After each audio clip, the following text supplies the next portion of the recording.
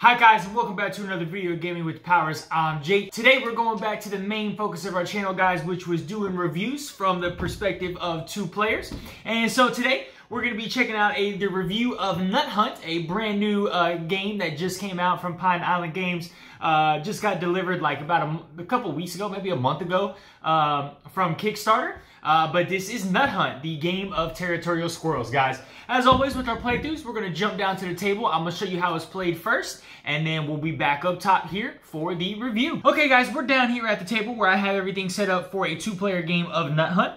The goal of Nut Hunt, guys, is to be the first player to get 4 nests right here out on the board, okay? In order to get a nest on the board, guys, you will need to get 3 squirrels on one tile. And once you have all 3 squirrels on one tile, you will immediately be able to generate your nest. Okay, so let's kind of look at how the game goes, and I'll continue to explain more about the game. So the game is going to be divided up into 2 different sequences. So on your turn, the first thing you're going to do, guys, is take the fox dice, and you will go ahead and roll the fox dice. And then you will come to this fox tile, and you will look what number you rolled. So I rolled a number 1. That is the direction that the fox will be traveling. Okay, so the fox will be traveling 1 space up. So the fox will move up. And if there are any squirrels on this tile, the squirrels then must scatter out into the area, right? Because the squirrels are by themselves are scared of the fox. It isn't only until they get into their nest and they get fortified that they're ready to take on the fox, okay? So I landed right here, so I must move my squirrel into any other adjacent space around this hex tile. I cannot move it onto the tile that that the fox just came from, okay? I can move it onto another tile with one of my squirrels, so I'll move it in that direction, okay? Then what you guys will do is you will have the option to forage any combination of 2 nuts that are on the tile. So for this tile, I can either forage 2 acorns, 2 chestnuts, or the combination of 1 acorn and 1 chestnut, guys. Looking over here on the side, there are 4 different types of nut cards: chestnut, pecan, walnut, and acorn, okay? So that is the first thing you will do on your turn. And then the second thing you'll do on your turn is you will have the option to do 1 of 3 different actions. You can recruit a squirrel. In order to do that, guys, you are going to pay the required amount of nuts that it costs for the tile. So, for example, let's take a look at Goose Glade right here. The nuts that you can forage are on the left-hand side. The cost is on the right-hand side, okay? So Goose Glade is going to require 2 pecans. So you'll have, let's just say I got 2 pecans here. So I would pay my 2 pecan cards, and I would be able to put 1 squirrel out onto that tile, okay? There are a couple tiles where you're not going to be able to recruit a squirrel. That's going to be the Frog Pond and the Pine Barrens are going to be the 2 tiles where you cannot recruit a squirrel. Every other tile, you should be able to recruit a squirrel on it. Okay, so the second action that you can take, guys, the optional action, is to hassle the fox. So in order to hassle a fox, you must have a squirrel or a nest that is adjacent to where the fox is. And what you're going to do is you will do the little chitter chatter that the squirrels like to do. Our dog, he gets annoyed by the squirrels. They taunt him, and so you're going to taunt the fox into your area, right? You can do this with either a nest or squirrels. So let's just say I had these squirrels here. I would taunt the fox, then I must scatter my squirrels out. Okay? And then what you would be able to do is forage 1 of the nuts available. So I can either take 1 pecan or 1 walnut. The hassle the fox action is to help you gain extra cards on your turn, okay? The third possible action you can take is to scout an objective. So there's an objective deck, guys. And this is where it's almost like a Ticket to Ride-esque aspect to the game. Is you will have objective cards. So this objective will score you 4 victory points if you can have a line of either squirrels and nests, or squirrels and nests combined, from Dreamer's Dell to the Tangle, okay? So let me see if I can find, Dreamer's Dell is right here, and the Tangle is right here. So this would look something like this. Say I had a nest here, and 2 squirrels there, right? Dreamer's Dell to the Tangle, that's my complete line. If this line is able to hold up by the end of the game, I would score 4 victory points right here from the card. If the line gets broken remember, if a fox lands on a nest, guys, the nest will stay. It won't move. But if it lands on any squirrels, the squirrels will have to scatter, okay? So then you'll score that. So that is scouting an objective, right? And what you would do is you would draw 2 cards from the deck. You would look at both of them, and you would choose one and put the other back at the bottom of the deck. All right. So that is scout an objective. And then the last thing you have is a free action. You can trade in 3 nut cards of the same nut card for 1. So I could trade in 3 chestnuts for 1 walnut, 3 walnuts for 1 acorn, and so forth and so on, okay? So that is the actions in the turns that you can take. So I'm going to go ahead and show you guys what a turn would look like very quickly. And we'll go ahead and go. Speaking of last thing, recruiting, guys. You can recruit. You can have multiple squirrels on the same hex tile that are different colors, right? So I could recruit a squirrel onto the Briar Run. And, let's say there was the green player. He could recruit a squirrel on that. So back and forth. And that's how that would work. Okay, so I'm going to show you guys a quick turn real quick and show you how the game is played. So let's go ahead and roll the dice. I'm rolling for white here. So 6. So the fox would move here, and I have my choice of any acorns, okay? So I'm going to take 2 pecans, all right? And then I'm going to do the action of recruiting a squirrel, so paying my 2 pecans, and I'm going to put a squirrel on Goose Glade. Okay, the fox will stay here, and then the orange or yellow player's turn would go. He'll roll his dice, which is a 4, okay? And that's going to move down, all right? So the yellow player will get the option of taking 2 pecans, okay? And then I think the yellow player, what the yellow player will do is hassle the fox, okay? So he would hassle the fox would come here, and he would have to scatter this, so I will scatter him down to the orchard, and then he gets his choice of either 1 acorn or 1 pecan, and I'll have him take another pecan to have 3 pecans. So that is one full turn sequence of how the game would work, guys. And once one player builds their 4th nest out on the table, that will trigger the end of the game, and you guys will add up all the victory points, and the person with the most victory points will be the winner. All right, guys, so we'll go ahead and jump back up top for our review. All right, guys, so we are back up top here for the review. And before we get into the review, guys, I want to go ahead and say we're going to change up our rating system a little bit. We were using the letter system before, and I think a lot of people, it was getting a lot of confusion from that, because in the board game community, we are used to using numbers. And so we're going to go ahead and shift and use a number rating system. We're still going to have our 7 categories, and we're just going to be rating them, like 7 out of 10 or 8 out of 10 right now, okay? So let's go ahead and dive right into the review, guys. So starting with the theme, okay? I'm giving the theme a 9 out of 10 here. I think this is a very excellent theme, and I think it's a unique theme, right? Your squirrels, you feel like, as a squirrel just by yourself, right, you have to avoid the fox, and the fox is going to come and try and hunt you down. And so when the fox comes on your tile, you scatter away. But then it's cool when you build your nest, it's like 3 foxes band together and get fortified on your nest, and you're holding strong. And so that's kind of cool.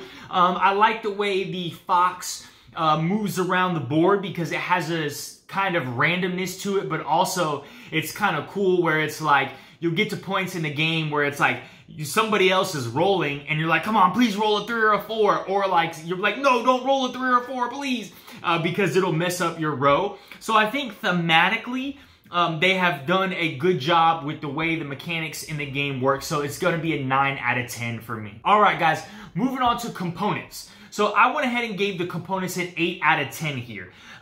For me, what I think is really cool is obviously the artwork on the tiles themselves are really nice. The iconography on the tiles are not super hard to read. So you kind of, they're not super small text, so you can see all of them. You can see clearly what the names of the tiles are. The fox meeple is a nice big meeple, and it's screen printed, which is always nice. All of the hex tiles are generic cardboard tiles, but they have like a nice thickness to them. They don't bend, they don't break very easily. They're nice and sturdy. Your cards are going to be just generic cards, guys. These are super thin and just standard generic cards. All of the meeples, guys, are just generic wooden meeples. And like, here's an example of a nest. And it has like the ridges on the side, so that's kind of cool. But my favorite thing is that I'm gonna try and put them here, is that each color has a different shape of a squirrel, right? So there is the white in the, so like this is the white squirrel, right? He's got kind of a bushy tail and it's sitting down here. You have the yellow squirrel, right? Which is gonna have a smaller tail and it's up high, if you guys can see that.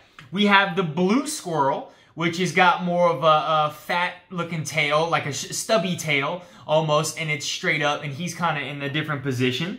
We have the green squirrel, which has got a long curved tail, okay? And then you have the black squirrel, which has got a shorter curved tail to it. I just think it's really cool that they gave each color of squirrel a different shape and a different size, and it really makes everything feel different, right? They could all just made the colors the exact same looking squirrel, and so I think it was pretty cool that they did that. The dice, again, is really cool. It has like this, like mixed colors to it, like it looks really cool. But all in all, I think the components and the production of the game is very good quality, and 8 out of 10 for me. Next, let's go to the setup, guys. So I'm giving the setup a 9 out of 10 here. I think this setup is really, really easy. You know, it's borderlining that 10. I mean, it takes about 3 minutes to set this game up, guys, because really all you're doing is this is all the components to the game. And so what you're doing is you're putting the frog pond tile in the middle. You'll randomly shuffle all the tiles and it'll be in this exact pattern every single time. So 5, 4, and then 3, just random tiles. And then you're getting out the cards, and that's it. You give each player their different color, and you guys are ready to go. So very short, very quick setup, so 9 out of 10 for me. All right, let's go to the length. So I'm giving the length an 8 out of 10 here. So strictly talking for 2 players, guys. It says on the box the game is going to run about 30 minutes, and you know, that's right in that range. It's going to be about 30 to 35 minutes, maybe a little shorter. I did, however, find you can end this game if you want to in maybe like 15 minutes. Because you can, if the fox comes and starts scattering all your squirrels onto one tile to form nests and you're getting the cards that you need, like you can just keep, like if you could just keep putting, you can just keep putting squirrels on a tile where it only requires 2 cards instead of 3. And you can end the game in maybe 15 minutes if you want to. Now, it might not be smart because you will not have completed any of your objectives. And any of those objectives that you don't complete, you lose 2 victory points at the end of the game. And so, even though you can end the game very quickly, it might not be smart enough to do that. So I think it's kind of cool how it has that mechanic. But all in all, yeah, 8 out of 10 for me on the length. This game moves very quickly. Okay, guys, moving on to difficulty. So, for difficulty, guys, we're going to go the lower the number, the better here. The lower the difficulty, that means the easier we feel the game is, the higher the difficulty. So, 10 out of 10 is going to be the hardest game ever. It's going to be impossible to play, dang near. And so, for this game, I'm going to give this a 5 out of 10, right? I think at the core of the game, it's a very simple, easy process to understand, right? You basically roll the dice, the fox will move, it tells you exactly where to move, and then you have only 3 actions to choose from, okay? And you basically, you know, grab cards, you put the cards down, and you do it. Where the game does kind of get complex is in those objectives and the final scoring of the game, because like I said, it has that ticket to ride where you're going from point A to point B. But your point A to point B is not guaranteed. Once you complete that route, guys, it is not guaranteed unless they're all nests. But if they're all nests, then more than likely you've ended the game. So you have to be very strategic, because what can happen is if you get your route and you're like, man, my route is good, the fox can come in and scatter one of your squirrels and then jack your whole route up. And then you're basically losing those points if the game would end next turn.